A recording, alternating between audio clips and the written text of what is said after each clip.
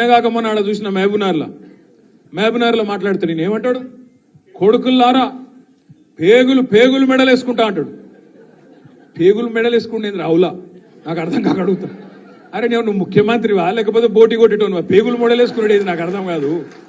పేగులు మెడలు వేసుకొని తిరుగుతాడు ఎవడన్నా ముఖ్యమంత్రి? ఇంత బేకారు మాటలు మాట్లాడతారా ముఖ్యమంత్రి స్థాయిలో? ఇంకా అంటుండు జేబుల కత్తెర పెట్టుకొని తిరుగుతున్నా నేను అంటాడు. జేబుల కత్తెర పెట్టుకొని ఎవడు తిరుగుతాడే? పక్కా జేబు దొంగలు తిరుగుతారు కసంటోడు. అయ్యా రేవంత్ రెడ్డి గారు, జేబుల కత్తెర జర పైలం అటు ఇటు అయితే డేంజర్ ఉంటుంది సుమా, చాలా డేంజర్. జాగ్రత్తగా పెట్టుకోండి. ఎందుకంటున్నా అంటే గీన మన కర్మ. మన ముఖ్యమంత్రి జేబుల కత్తెర పెట్టుకొని తిరుగుతా, మెడల పేగులు వేసుకుంటా, లంకె బిందెలు పెట్టుకొని గీవుడు అవే మన ముఖ్యమంత్రి. రైతు బంధు ఈరా మగడ అంటే అది శాత కాదు, కరెంట్ ఇయనికి శాత కాదు, మహిళా సోదరి మనులకు నెలకు 2500 ఇస్తాను అది ఈరా భయ అంటే అది లేదు, నెలకు 4000 ఇస్తాం ముసలోళ్ళ కన్నా అదేదిరా భయ అంటే అది దిక్కులేదు, ఇది ఏది తులం బంగారం అన్న ఆడపిల్లల పెళ్లికి అదేదిరా అంటే అది లేదు, ఇవేవి లేవు. అందుకే దాన్ని కవర్ చేయడానికి ఏం చేస్తుండు, ఫోన్ ట్యాపింగ్ అవుతుంది అంటాడు. ఏడైతుందిరా భయ ఏమైతుంది బయట పెట్టంటే మనకు చెప్పాడు.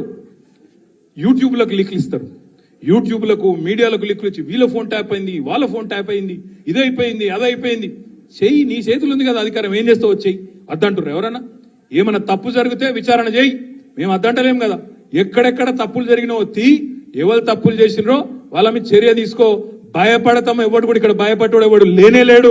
నువ్వు ఎంటిగా కూడా వీకలేవు అనే మాట కూడా నేను విజ్ఞప్తి చేస్తా ఉన్నా. మీరు దయచేసి నేను మిమ్మల్ని కోరేది ఒకటే, మనం వీటికి ఆగం కావద్దు. ఈ 100 రోజులల్లా అస్సలు పనిచేసే తెలివేమో లేదు, కరెంట్ ఇచ్చే ముఖం లేదు, మంచిళ్ళు ఇచ్చే ముఖం లేదు, రైతు బంద్ చేసే ముఖం కాదు, రైతులు చస్తుంటే రైతుల పొలాలు ఎండుతుంటే ఆయన పోయే తెలివి లేదు. ఓదికు ఇసుక దందా, ఓదికు రైస్ మిల్లర్లను పిలిచి బెదిరించుడు, ఓదికు క్రషర్లను పిలిచి బెదిరించుడు, ఓదికు బిల్డర్లను పిలిచి బెదిరించుడు, మాకు పార్లమెంట్ ఎన్నికలకు పైసలు కావాలి, ఢిల్లీకి కట్టం కట్టాలి అని 2000 కోట్లు ఇప్పటికే మెల్లగా జమ చేసుడు.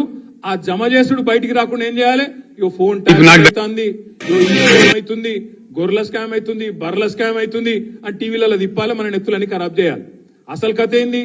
కిందనేమో ఇసుక స్కామ్ లో ఒక మంత్రి దొరుకుతాడు, ఇంకో దగ్గర రైస్ మిల్లర్లు ఇంకో మంత్రి బెదిరిస్తాడు, ఇంకో దగ్గర క్రషర్ల మీద దాడులు చేసుకుంటా అక్కడ పైసలు వసూలు చేస్తారు, ఇక్కడ బిల్డర్ల మీద దాడులు చేసుకుంటా ఇక్కడ పైసలు వసూలు చేస్తారు.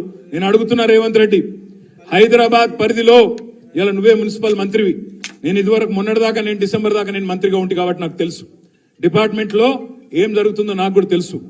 ఇవాళ నేను అడుగుతున్నా, గత 3 నెలలుగా హైదరాబాద్ లో బిల్డింగ్ పర్మిషన్లు ఎందుకు వస్తలేవు? ఏ కారణం చేత బంద్ పెట్టినావు?